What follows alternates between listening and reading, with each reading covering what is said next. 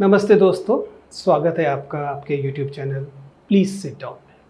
आपको याद होगा कि जब YouTube चैनल के सब्सक्राइबर 50,000 हुए थे, तब मैंने एक पिछले वीडियो में आपसे बातचीत करते हुए यह आश्वासन दिया था कि आपका यह जो अनुरोध है कि लगातार वीडियोस बनाए जाएं, मैं इस पर गंभीरता से विचार कर रहा हूं और एक व्यवस्था कर रहा हूं, जिसके बाद मैं निरंतर आपसे संवाद कर सकूं।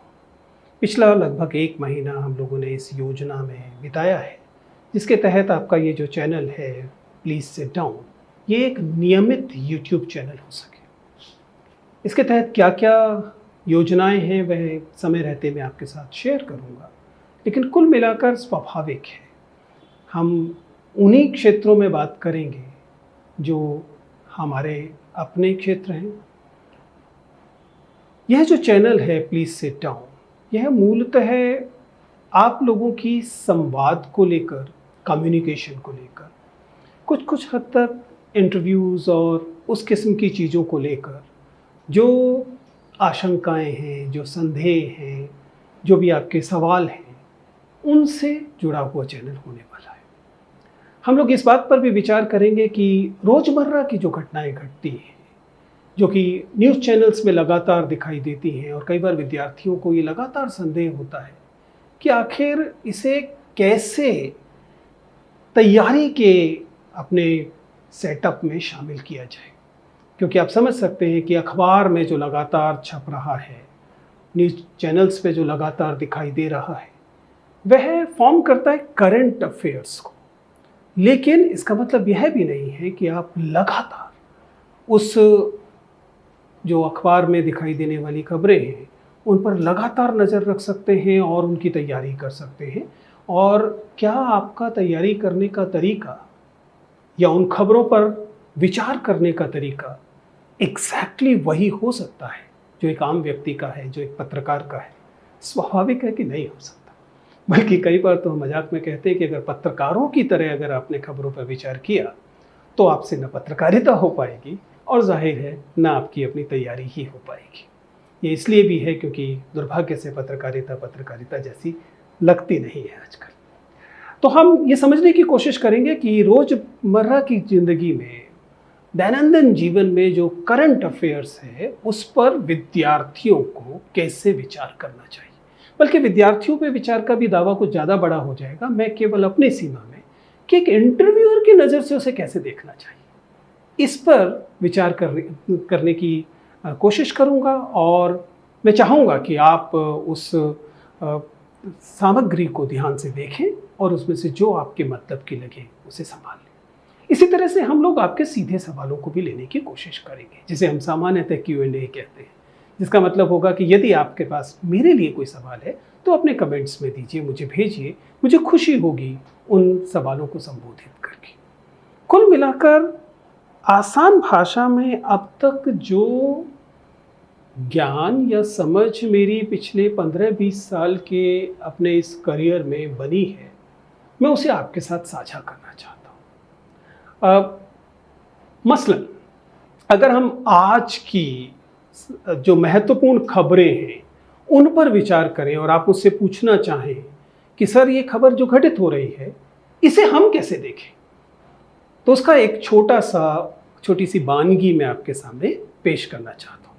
मैं जिस खबर को उदाहरण के लिए ले रहा हूँ, ध्यान रखिएगा ये केवल उदाहरण के लिए ली जा रही खबर है, ताकि आप समझ सके कि ये चैनल किस तरीके से खबरों को देखने की वकालत करता है, क्या उम्मीद करता है कि विद्यार्थी किस नज़र से घट रही घटना और उसके पीछे के पीछे क्या है उसे समझ सके और विद्यार्थी की तरह समझ सके। अभी हम पॉलिटिकल एक्टिविज्म की बात नहीं कर रहे हैं, यद्यपि उस बात को करने में भी कोई गुरेज नहीं है। तो जिस खबर को हम आज लेने की कोशिश कर रहे हैं वह खबर है, अगर आप लोगों ने अखबारों को देखा है, अगर आप टेलीविज़न की खबरों को देख रहे हैं या इंटरनेट पे देख रहे हैं, तो आपने देखा होगा कि सीमा हैदर नाम की एक पाकिस्तानी युवती भारत में प्रवेश करती और उसके बाद वह भारतीय जो लॉ एनफोर्समेंट एजेंसीज हैं उनके द्वारा गिरफ्तार की जाती है। जब इस खबर के विषय में आप पहले से जानते हैं, बहुत विस्तार से बताने की आवश्यकता नहीं है। सामान्यतः जब हम पत्रकारिता की बात करते हैं तो पत्रकारिता में पहला चरण किसी भी खबर का 3 W's होता है। WWW यानी कि व्हाट, व्हेन और वेयर। बिल्कुल साधारण सी चीज़ है। आप जानते हैं कि अखबार की किसी भी खबर का पहला वाक्य या अधिक से अधिक पहले 2 वाक्य इन 3 चीज़ों की सूचना दे देते हैं। तो स्वाभाविक है कि जागरूक विद्यार्थी होने के नाते आपसे ये तो अपेक्षित है ही कि आपको पता हो कि इस खबर का व्हाट क्या है, खबर आखिर है क्या, कहाँ घटित हुई है और ये कब घटित हुई है। ये आधारभूत तथ्य हैं जो आपको आने ही चाहिए। ये आपसे प्रीलिम्स में पूछे जा सकते हैं या आपसे मेंस परीक्षा में पूछे जा सकते हैं, लेकिन हो सकता है अधिकांशतः संभावना है कि किसी परीक्षा में नहीं पूछे जाएंगे। लेकिन जब तक आप इस आधारभूत तथ्यों से परिचित नहीं हैं, तब तक आपके लिए खबर का विश्लेषण करना मुश्किल होगा। इसके बाद 2 और सवाल बनते हैं जो होते हैं व्हाई और हाउ। जो घटना घटी है वह क्यों है और कैसे घटित हुई है। ये पत्रकारिता से जुड़ी हुई चीजें हैं जो आमतौर पर दिखाई दे ही सकती है। लेकिन जैसा हमने कहा कि हम तो पत्रकार की नज़र से देखने की वकालत कर ही नहीं रहे। हम तो जानना चाहते हैं कि अगर आप एकेडमिक सर्कल के व्यक्ति हैं, यदि आप विद्यार्थी हैं, परीक्षार्थी हैं, एस्पिरेंट हैं, खास तौर से अगर आप एक इंटरव्यू देने की अपेक्षा रख रहे हैं, तो इस सवाल पर, इस खबर पर इंटरव्यूअर की नज़र क्या होगी। मेरी टीम ने इसके लिए जो शब्द दिया वो के पिन दिया, यानी कि खबर पर इंटरव्यूअर की नज़र। तो हम किस बात कर रहे हैं? हम बात कर रहे हैं कि सीमा हैदर के सवाल पर इंटरव्यूअर की नज़र क्या होगी। चलिए और डायरेक्ट पूछते हैं। यदि मान लीजिए मैं आज आपका इंटरव्यू ले रहा हूँ, मैं एक इंटरव्यूअर हूँ और आप एक एस्पिरेंट हैं और आप मेरे सामने बैठे हैं और मैं इस खबर पर आपसे सवाल करना चाहता हूँ, तो फिर प्रश्न है कि मैं इस पर क्या क्या सवाल पूछ सकता हूँ। तो इस खबर पर फिर से विचार कीजिए, इसमें कौन कौन से बिंदु जुड़े हुए हैं। एक पाकिस्तानी युवती ऑनलाइन गेम खेलते खेलते एक भारतीय युवक के संपर्क में आती है, ऑनलाइन तौर पर आती है, और उसके बाद वह गैर आधिकारिक तौर पर बॉर्डर पार करके यहाँ पहुँचती है, उसको गिरफ्तार कर लिया जाता है। और लेटेस्ट घटनाक्रम ये है कि अब चूंकि उसने एक भारतीय व्यक्ति से विवाह कर लिया और इस विवाह के पश्चात वह फिलहाल जेल से बाहर है।